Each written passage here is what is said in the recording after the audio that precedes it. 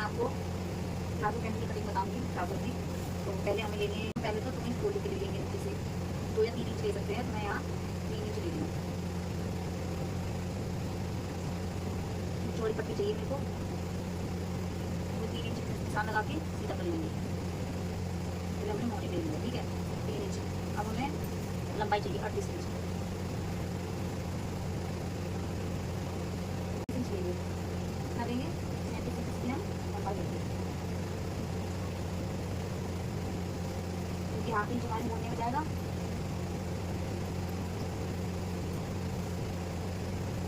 यहाँ पे 37 लगा के